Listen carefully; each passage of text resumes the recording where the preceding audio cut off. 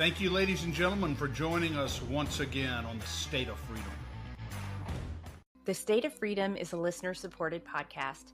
We're committed to pursuing the truth about policymaking, decisions, and situations in Louisiana and at the national level that stand to impact our freedoms. Please become a monthly supporter of the State of Freedom at freedomstate.us as we continue to expand the voice of liberty across Louisiana and beyond.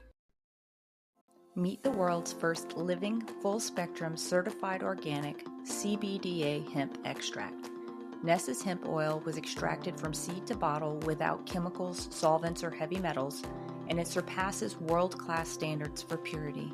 This pure and powerful CBDA has been proven to reduce aches and pains, ease mental tension, and promote better sleep. To get yours today, visit the Shop Our Partners page at freedomstate.us. Good morning, everybody. Welcome to the State of Freedom on this very rainy Thursday.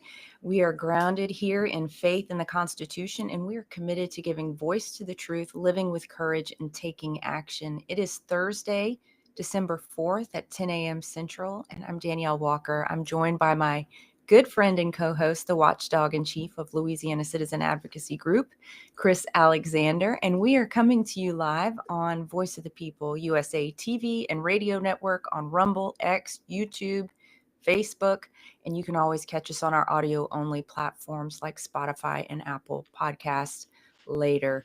Let me bring our guest forward.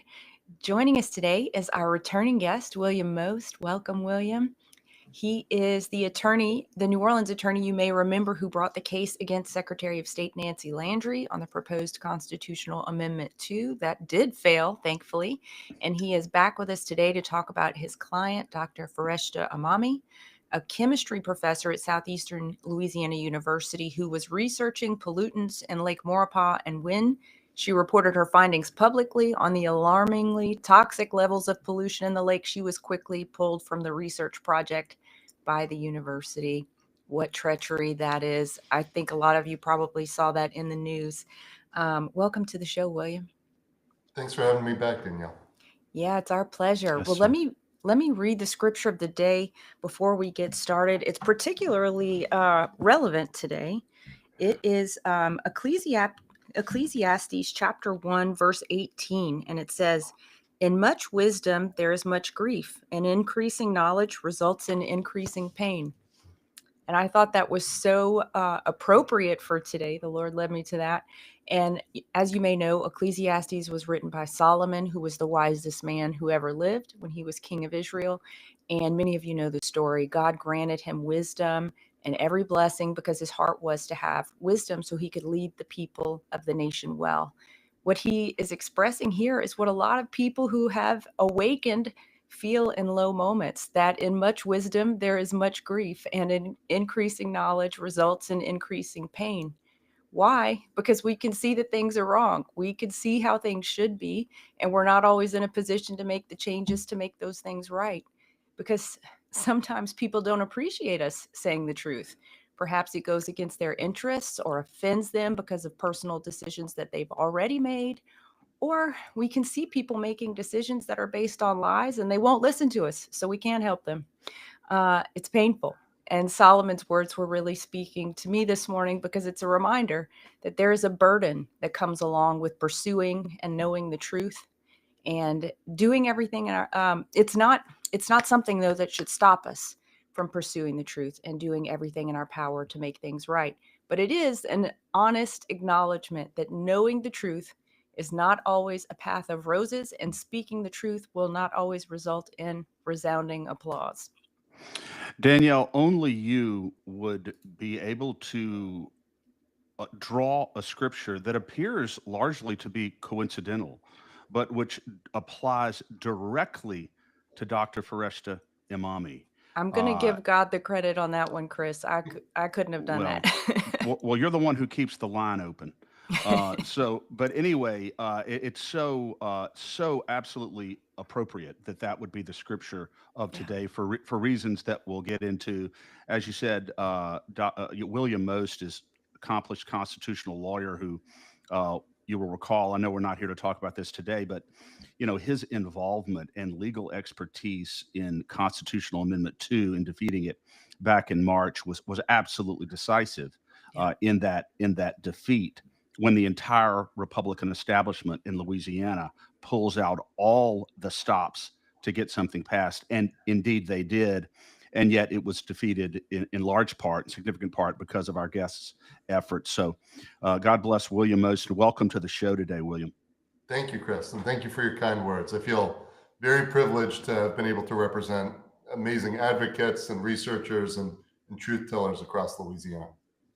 And we're so happy and grateful that you're there. Let's get right into this, William.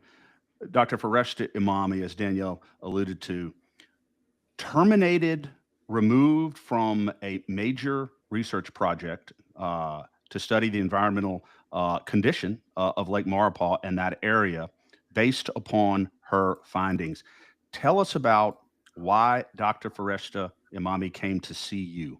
Yeah, so it's a great question because, normally the findings of an associate professor of chemistry at a state university might not be the topic of your show, right? Right. But it is an important topic here because it implicates what happened to her, implicates core questions of the First Amendment, freedom of speech, and academic freedom.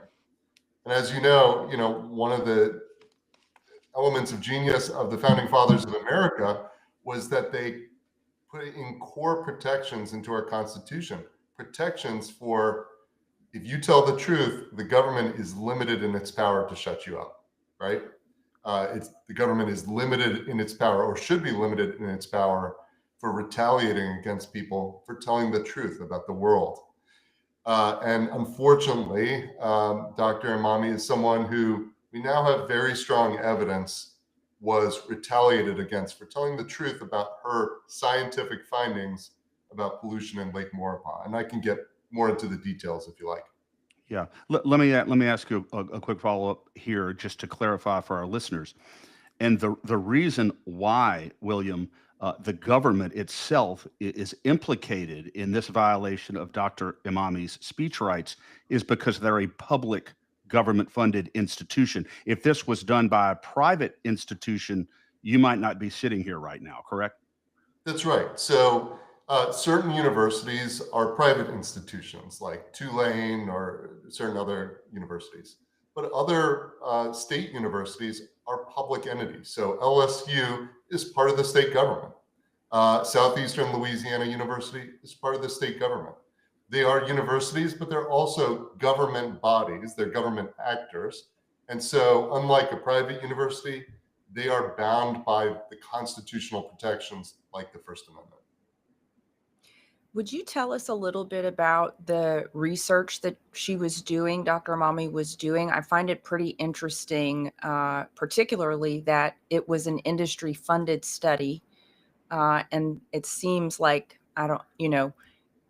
perhaps industry expected their research money to return a specific result. Yeah.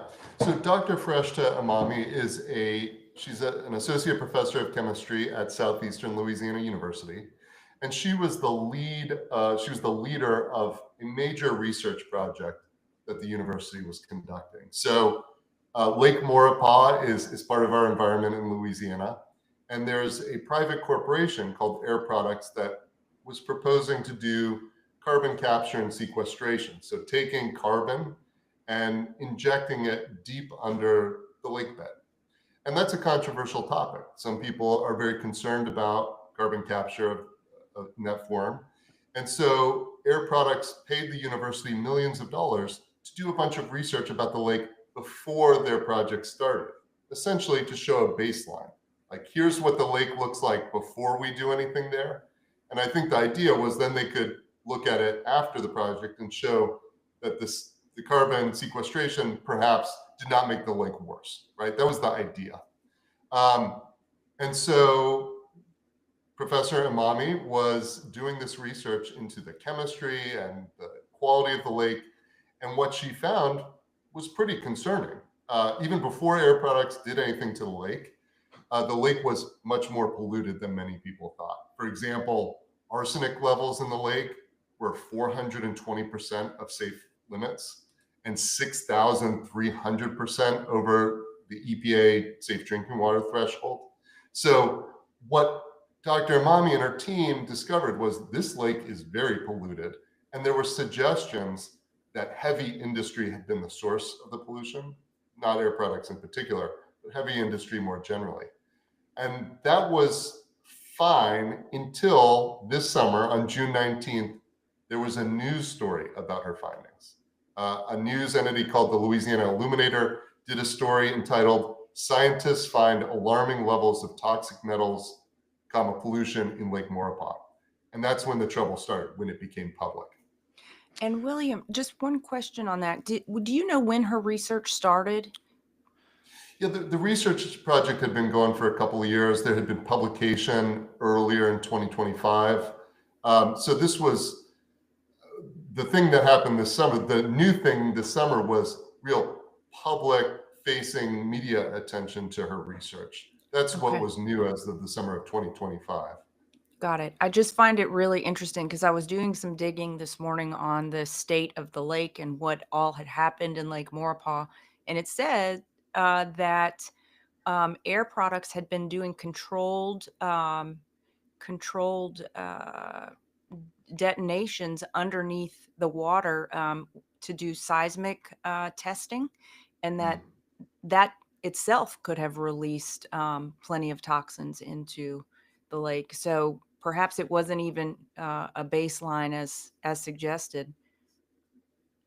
Yeah, that's right. And part of Dr. Amami's research, one of the things it highlighted is that there is so much heavy metal contamination in the lake bed here that that construction projects in the lake involving dredging or probably the seismic stuff you're describing could result in resuspending those heavy metals that are in the lake bed and putting them back into the water column. Got it. So her research did in some ways suggest that further projects in Lake Maurepas could make things substantially worse.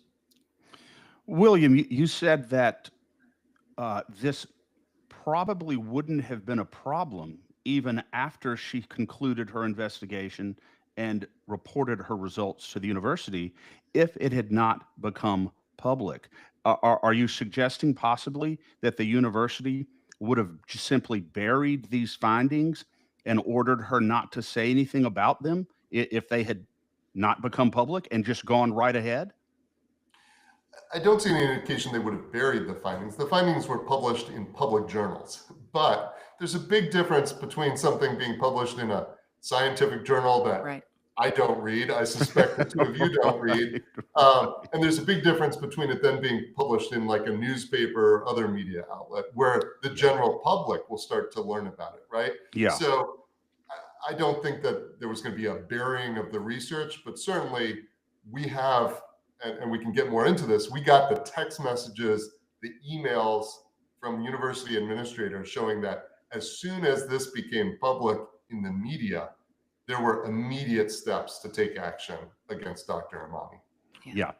I was telling Danielle, William, that, in the law, and I'm sure that this will come as no surprise to you, that, they will probably attempt on some level in defending the matter to call into question Dr. Amami's credibility to some degree or another. Is there anything about her investigation, her processes, or even her background that would suggest any sort of bias or skewing of otherwise objective scientific findings?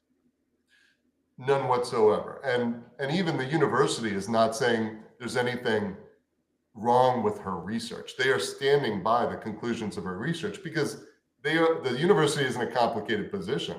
They are still being paid.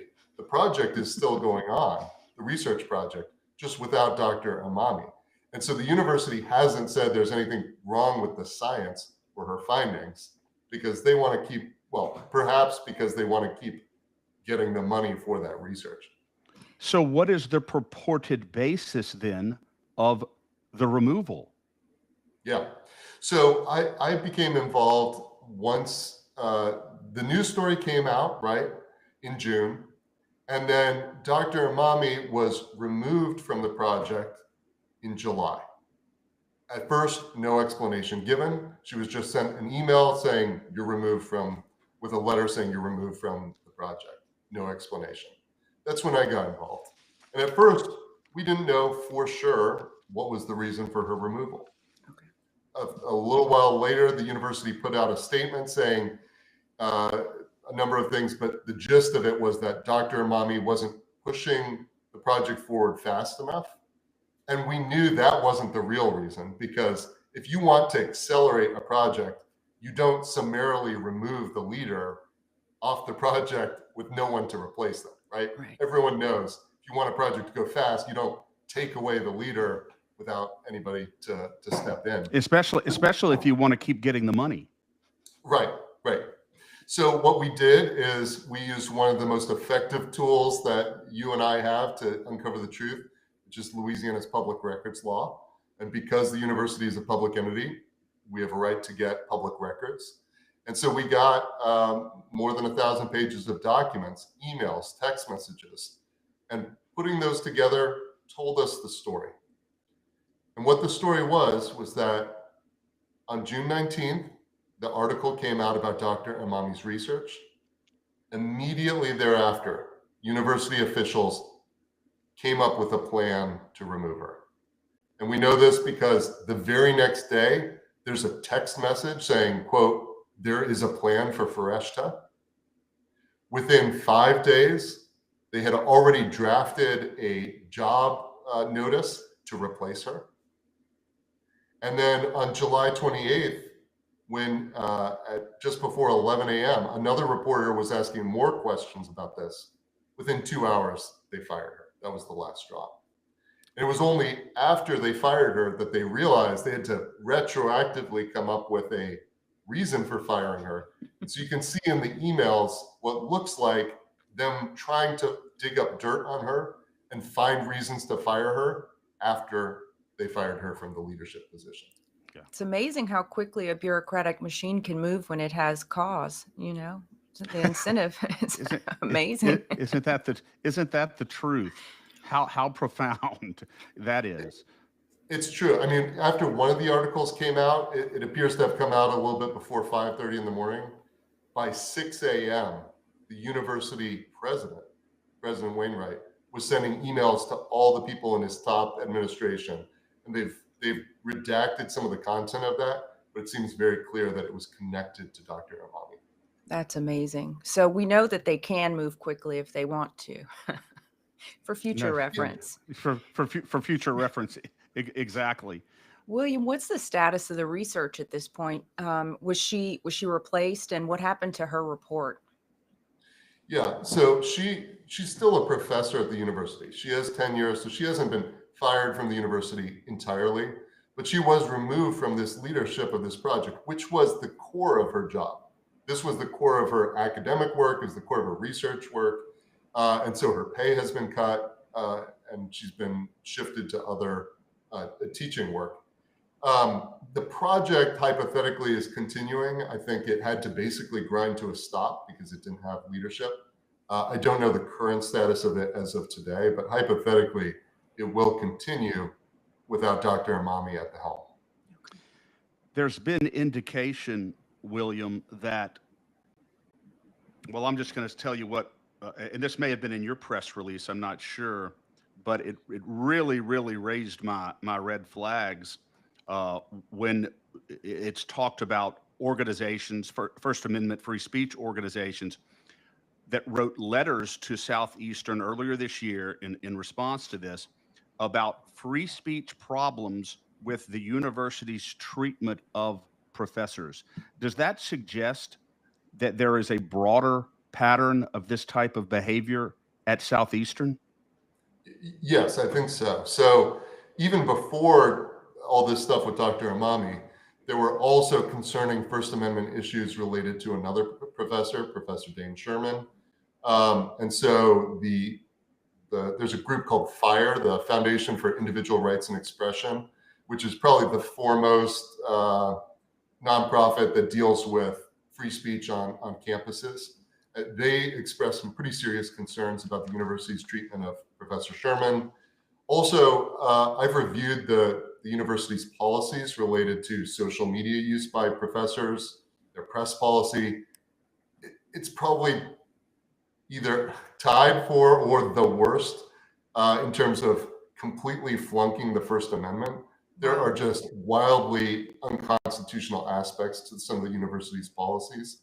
So this is not a one-off. It seems like this is a university that has major problems with complying with the First Amendment. Wow. That's incredible. Wow. And William, as you represent people who are in civil rights cases, you're a constitutional attorney. I would imagine a lot of pretty interesting things cross your desk. Would you have any reason to believe that what's happening at Southeastern is just a symptom of a larger problem in the Louisiana university system, both in terms of academic integrity and free speech? Yes, I think so. I mean, we have seen, look, I moved to Louisiana 11 years ago. I did not expect to be doing First Amendment work, right? That wasn't on my radar. But I have just over and over again been confronted with wildly unconstitutional actions by government entities, particularly with regard to free speech.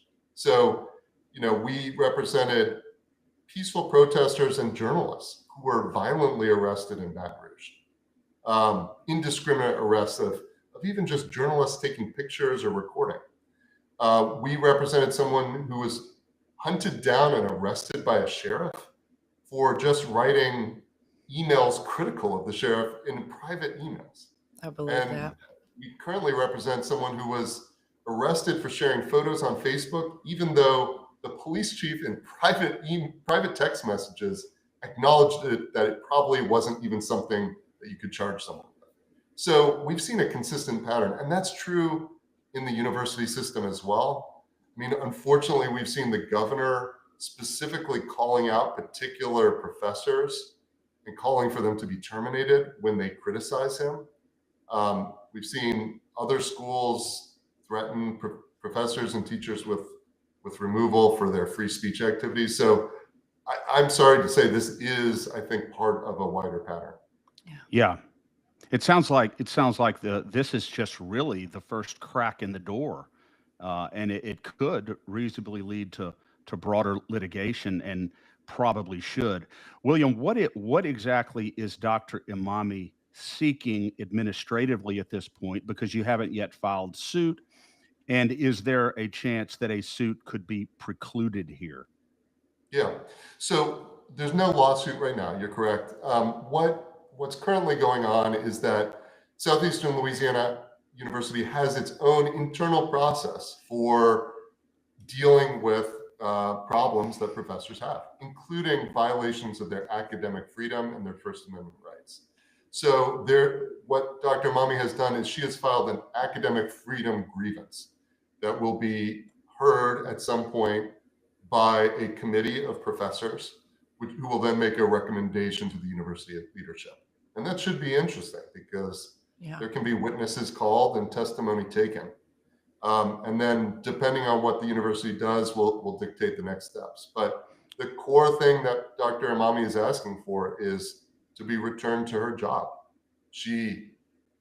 This was in many ways a core part of her life's work, and to be ripped away from it just because she was telling the truth about what is actually out there in the world was extremely disturbing to her. And so she wants to get back to work. She wants to do her job. And that's the core request. Yeah. It'll be pretty interesting to know how those professors on that panel are chosen. Is there some methodology that you're aware of, or is it kind of a dark secret? Yeah, it's not a dark secret. It's part of the university's bureaucracy, and there's already a standing committee that's already been selected, or people have volunteered to be on. They don't currently have a chair because their chair is out on leave, and so there's going to be a process for selecting the chair of that committee. I get the sense that professors was the chair involved in any research? It's a good question. We don't know who the chair is. I get the sense that no one is chomping at the bit to volunteer to be the chair of this, because Yeah. it is not a good look for the university. I mean, the president of the university is deeply involved in this. And we think we figured out why the university reacted so strongly to this. Because, and this is not going to surprise you, but it appears to be about money, right? Yeah. It seems that the university president was very happy that private industry was pouring millions of dollars into the university to do research, to do this sort of baseline research project. And so the university president, was planning to take that show on the road and get a bunch of other private industry actors to put money into the university for research. And it seems like, this is an inference, but based on the timing, it seems like there was a concern that Dr. Amami's research, finding the scope of the pollution, potentially pointing to heavy industry as the cause, may have imperiled the president's plans to go get a bunch more money from private industry. And so that's what we think is going on here. Yeah. Wow. Truth be damned. William, George Washington, said one of my favorite quotes of all time. He said, "Well, the day the government destroys free speech, like sheep to the slaughter, we shall all be led." And so, my question to you is this: are you as alarmed as I am that a government organization, which is essentially what it is, could so flippantly sort of prostitute itself at the altar of money and completely disregard and erode a core foundational freedom? It just seems to me, I can't think of anything that is more alarming. Does this alarm you as a matter of principle? It does. And unfortunately, I think the last couple months have been a particularly acute time for retaliation by government against free speech. We've seen kind of a wave of that in recent months. And so I think that this is an unusually acute time for retaliation about speech. And so I do have serious concerns when government bureaucrats feel entitled to shut people down because of the words they say. Yeah. Absolutely. It's so true. And do you reasonably expect this, based upon everything that Danielle said just a few minutes ago, which strongly suggests some institutional bias here on the part of Southeastern in terms of how this administrative process is going to play out? Do you reasonably expect there to be fairness in this process and objective and reasonable findings that comport both with the Constitution and with justice for your client? I'll tell you what I hope, okay? I hope that there is. And I hope, look, there is time for the university to do the right thing here. Things can be made right. And I think that if wiser heads prevail, there is an opportunity to do the right thing here. Part of the reason we are using the academic grievance process is because it gives the university an opportunity to make things right. Yeah. I am hopeful. I may not comment about what I expect, but I will say that I am hopeful that they will do the right thing. And if they don't do the right thing, William, they're bound to know. I'm sure they're getting advice from good lawyers. They're bound to know that not that this is primarily why you're doing this or why Dr. Forrest is doing this, but obviously her damages increase exponentially if they continue day by day to perpetuate this lie and this fraud, and you do end up having to file suit possibly in federal court. It seems like they should know that they're going to probably end up, based on your evidence, on the short end of the stick either way here. This is something that I wish more entities understood, is that sometimes doing the right thing early on is the much better choice in the long run. It can be a lot cheaper than spending a lot of money on a lot of lawyers over a lot of years, which can be very expensive. So doing the right thing is often the cheapest and best thing to do as well. Yeah. My last question here, I'm sorry, Danielle, but my last question here on this, William, is what are the implications of this assuming that you're successful, and even assuming you're not successful, because everybody knows what the findings are. They're not being disputed, as you said. What are the broader implications for carbon capture, sequestration, development in Louisiana based upon Dr. Imami's findings here? Because they're just devastating. It's a good question. I mean, I think one thing that I really worry about is that a lot of America's strength comes from our science, our research, our innovation, right? And and that is undergirded by academic freedom, right? Yeah. The way that we have as a nation progressed so fast in so many ways is because we have freedom of researchers to investigate and tell the truth about their findings, right? And Louisiana has major problems, major environmental problems. We are high on lists in terms of pollution, low on lists in terms of health. We have a lot of work to do to make sure this state is healthy and productive and good for its citizens. And it is going to be very hard to do that if we cannot trust what's coming out of our research institutions.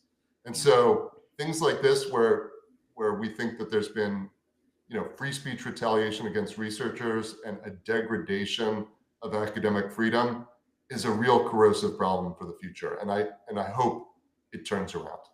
Yeah, I hope it turns around too. In my view, it seems that the only people in the state of Louisiana who are promoting carbon capture sequestration are industry and politicians. So I don't think the people are here for it. People, like you said, William, are sick enough. I was talking to someone last night whose father died of a massive heart attack at 62 because he was a farmer and because of all the spraying and the chemicals that he was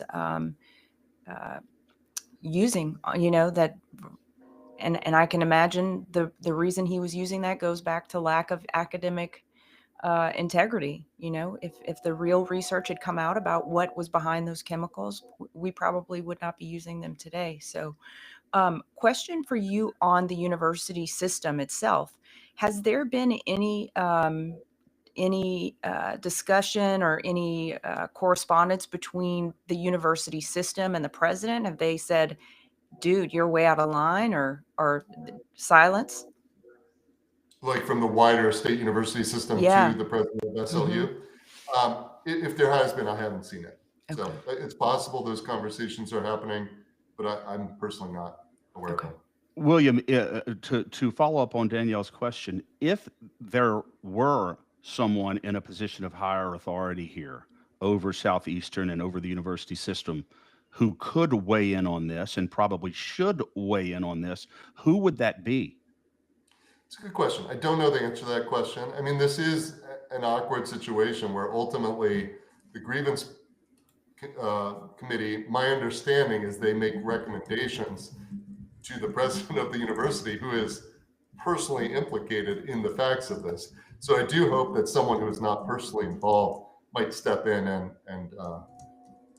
make things right. Although I don't know for sure who that would be. Yeah, but it could be maybe the board of regents, the board of supervisors, possibly even the governor. But to your knowledge, you haven't seen that yet. True. Okay. Yeah. Let me ask you this final question here, William, or well, a statement, and I want you to respond to it.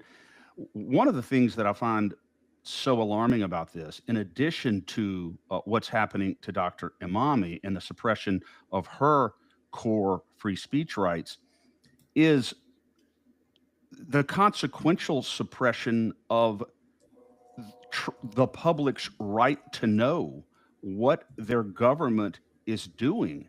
I mean, I think every Louisiana citizen who believes in government transparency, who believes that all power in government is derived from us, and we can't ensure that we are being governed properly if we don't know what's going on. I'm aggrieved, as all Louisiana citizens should be here, simply because it looks like what they were attempting to do was ultimately prevent the public from engaging in meaningful, transparent self government, particularly the people in Livingston Parish. Yeah, and that is extremely concerning. And this is probably a conversation for another day, but it was revealed earlier this week by a group of community organizations who have uncovered how the state government, particularly through the Office of Economic Development, has been signing non-disclosure agreements with heavy industry on one side and local government officials like parish council people, school board members, and having them sign non-disclosure agreements so that government officials are literally contractually prohibited from telling their constituents the truth about what's going on in their parishes, That even should including be illegal. I think it is illegal, but it has not yet been challenged as far as I Wow. know in court recently. It was just recently uncovered. So your intuition, Chris, is exactly correct, which is the government is very specifically trying to prevent constituents from knowing the truth about what's happening in the state. Wow. Wow. I'm glad I'm sitting down here. You're going to be I- busy, William. You're going to be busy. Yeah. Yes. Yeah, we do want to continue this conversation, William. I want to follow that wherever it leads. But in the meantime, how can people support Dr. Amami? Would it be helpful for people to call the administration, donors to Southeastern, to call the president and say, you're on notice? Look, I certainly think so. These are entities that might be open to persuasion, right? And when they understand that what they did to try and silence Dr. Amami is not working, and that people are very understandably aggrieved at the idea that their university, maybe their alma mater, maybe in their community, is trying to suppress free speech like this, I think that could make a difference. And I certainly wouldn't discourage anyone from doing it. And William, it goes beyond the specific issue of carbon capture sequestration. It goes, as we said, to the heart of transparency in government. So I think we're going to take your advice, and I think LACAG, our organization, is going to do a formal call to action on this directly to the people involved in making this decision. And I'll reach out to you to get the specific recipients, but people who should be receiving that call to action.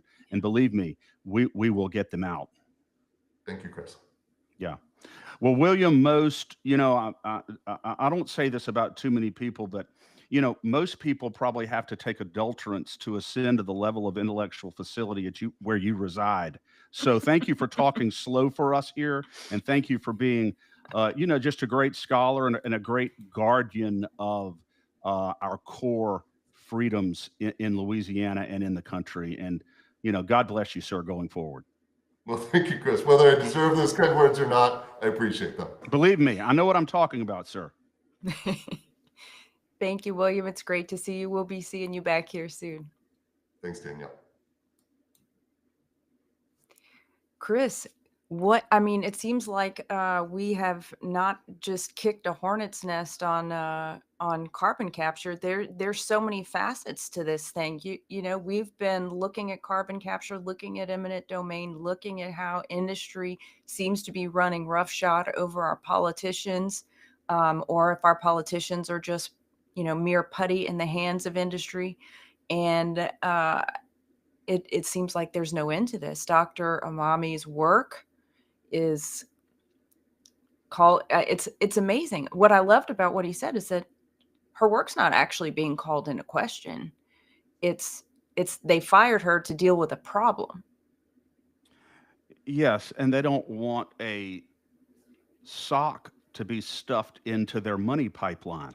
Yeah. So it can't get there anymore. Danielle, I can't tell you how absolutely disturbing this is on so many levels. Yeah. And if this is properly circulated to the public, what is really happening here, I think it should be the death knell of carbon capture sequestration in The Louisiana. picture is so big. The picture is sprawling, right? I mean, we see what they're doing. Chris, you have we've listened firsthand to how industry has spoken to police juries and fed them a lot of lies, or promises that may or may not be kept. The industry is saying there's no reason to believe that anything we're going to do is going to be toxic, and look at what we're finding here. It was Gary Musgrove and Colonel Guillory who came on and talked about the threat to our aquifer. Well, if Lake Maurepas has been surfacing toxins with just some seismic studies, what do you think is going to happen whenever they shove carbon dioxide, pressurized carbon dioxide, beneath the surface? Exactly, Danielle. And let's not forget that this entire uh, research project at USL was funded by the biggest hustler of this scam, this carbon capture sequestration scam in Louisiana, Air Products. Yeah. And while, as William said, there's no direct evidence that Air Products influenced the adverse decision against the professor, there is absolutely no shock to be had if we find out that they were, No. because there is so much of our money on the line here. And it appears that both they and USL were more than willing to prostitute themselves at the altar of their own enrichment and completely desecrate core constitutional freedoms in Louisiana. And if that is consistent with the pattern and practice of industry as it relates to carbon capture sequestration, then it, like I said, this should be the death knell of carbon capture sequestration in Louisiana, and Louisiana citizens should reflexively just not believe anything. Look, they basically, either by commission or omission here, directly tried to keep citizens of Livingston Parish and the citizens of Louisiana from knowing exactly what is in Lake Maurepas, because they wanted to go forward with these carbon capture sequestration projects. And if that's the case, if they're willing to lie by omission or commission to be able to do this, what else are they lying to us about? What other projects will they lie to us about? And what about carbon capture sequestration generally are they lying to us about? So I am this is a massively important issue involving Dr. Imami. And I'm so thankful that William was here. And maybe at some point when and we did not ask William about this, uh, but you had mentioned possibly before the show that maybe there is some kind of a non-disclosure agreement or something that prevents Dr. Imami from coming on herself. But at some point, it would be fabulous to have her on to talk Yeah. maybe even more specifically about the science of her findings. Yeah, it would be. And I'm particularly disturbed by the fact, well, Chris, what's beautiful about the fact that this is happening is that it shows us what they're doing, right? If they were, if what they were trying to accomplish was completely on the up and up, they would have no reason to silence speech. They would have no reason to try and cover over results that are alarming to the public and detrimental to health and safety. They would have no reason to do non-disclosure agreements with industry and government Shocking. officials against the people. Are you kidding me? Are So you Danielle, is what absolutely he's kidding saying? me? Tell me if I'm interpreting this correctly. So is William suggesting to us that Air Products can go into Livingston Parish or some other parish, enter into an agreement with the local government there for a multi-billion-dollar carbon capture sequestration project, and simply have a contractual agreement that they're prohibited contractually from telling the public about what's going on, about the details of the project, about the risks, potential risks, adverse. I mean, that to me is just as alarming as the suppression of Dr. Imami's speech. Well, I'm not sure who the instigator of the non-disclosure is, Chris, if it's the government or if it's the industry. I guess they mutually benefit from it, but I don't know who the instigator is. Well, I'll tell you this: they both have a collective motive Yeah. to conceal this from the public, what's going Which is on, our because money, which is our which money. which is our money, our money. And more broadly, Danielle, I've only made two conditions as you have about carbon capture sequestration. I said, y'all can do as much carbon capture sequestration in Louisiana as you want to do under two conditions. Use your own money and don't do it on someone's property if they don't want you there. And guess what? If both of those two conditions were established, this whole sordid enterprise would fold up like a cheap suit, and they know that. Yeah, they know that. And Chris, there's a comment in the chat by Eagles R70 that says lobbyists are putting money in the politicians' pockets to get their way, plus killing all the pollinators with their sprays and chemtrails. Well, I think it's a very reasonable thing to say. And we were just remarking off air that Air Products sits on the board of directors of Law B. So if you think Louisiana Association of Business, whatever, I don't know what the I stands for, business interests probably, um, is for the people, is for building industry in this state, you are out of your mind. They are for themselves. I mean, Chris, we saw the what happened, the power of Law B exerted during this last legislative session on bills that were core fundamental rights of the people, and they completely railroaded legislators who allowed themselves to be railroaded. By the way, I'm not taking up for the legislators. They should be serving the interests of their constituents, and they're not. They're serving the interests of the donor class, which is these big lobbying organizations like Law B. But I do want to let the record state that Air Products is on the board of directors of Law B, and I don't think that is an accident. I don't think it's an accident either. And Danielle, you're alluding here to the chemtrails and the geoengineering from 2025 that Lobby was very instrumental in defeating on the House floor. Kim Coates' very strong anti-chemtrail bill. But you're also And the banking. and the banking and the banking, and you're also alluding to the vaccine issue from Yeah. 2 or 3 years ago, where I was shocked to see a lobby representative sitting at the committee table testifying against a bill to prohibit mandating vaccines in the state of Louisiana on free citizens in our state. I couldn't believe it. So you're exactly right that that lobby, I think, it's becoming pretty obvious that they are misnamed. Yeah, I guess so, or just appropriately named. They're Well, they're Louisiana for the Association of businesses. There. well, you know what? That's a good point. They are for the businesses, but as you've said, they're delving into things that certainly suggest that go beyond simply the economic and enterprise interests of business engaged Yeah. in good in lawful activities. So Yeah, and you know what yeah. else, Chris? I just want to mention on that is there's a lot of concern about some of these big Louisiana Economic Development Board driven projects, including the Hyundai plant in Ascension that Governor Landry went to the White House to sign the deal for that steel plant.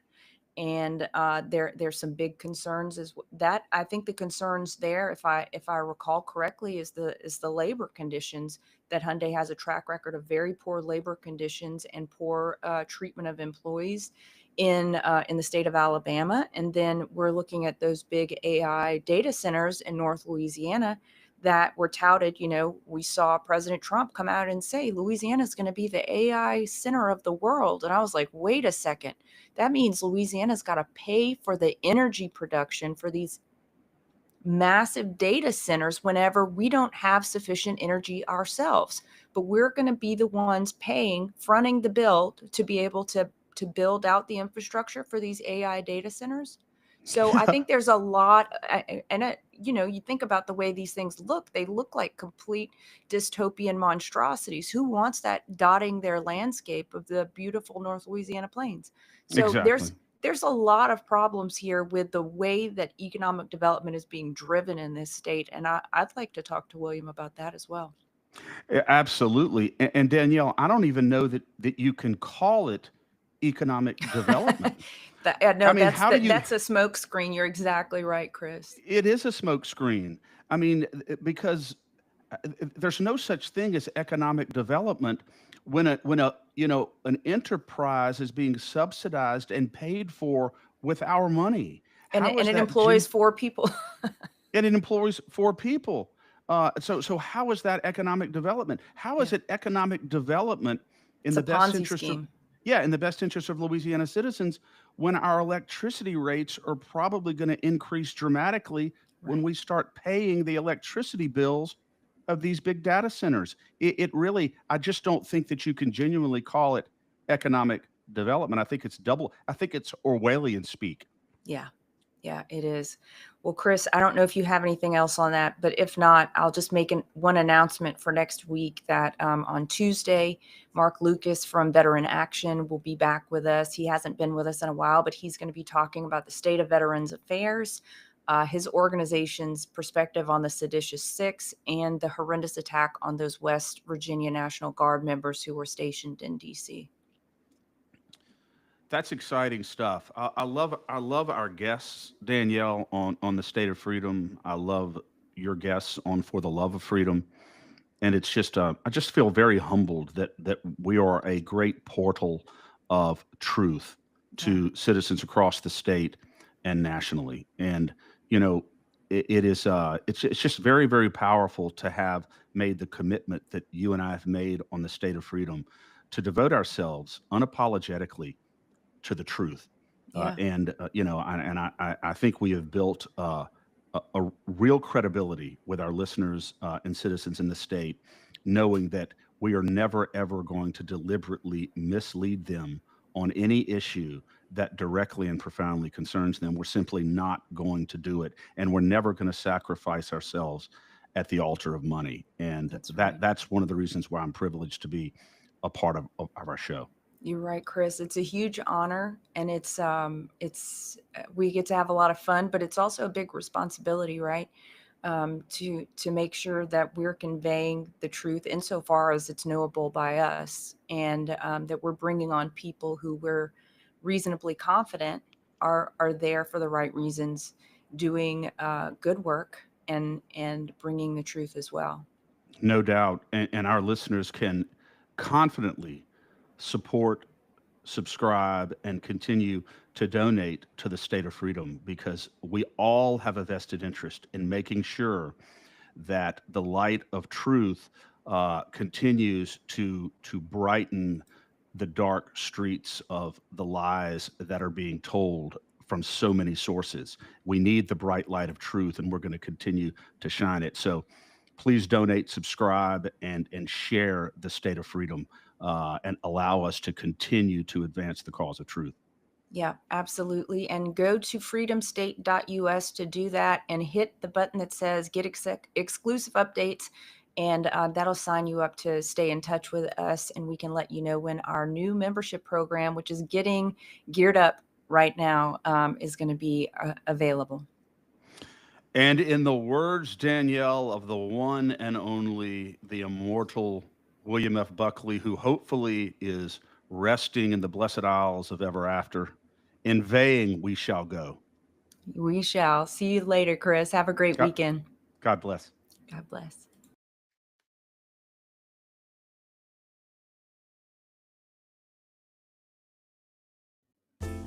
Lux Lion is an online boutique that showcases gorgeous, handcrafted jewelry and accessories from highly skilled African designers. If you've been thinking about making a purchase from Lux Lion, there's no better time than now. I'm running a holiday special while supplies last. Use promo code THANKFUL30 for 30% off your purchase. The secret to losing weight 2 times faster has gone viral.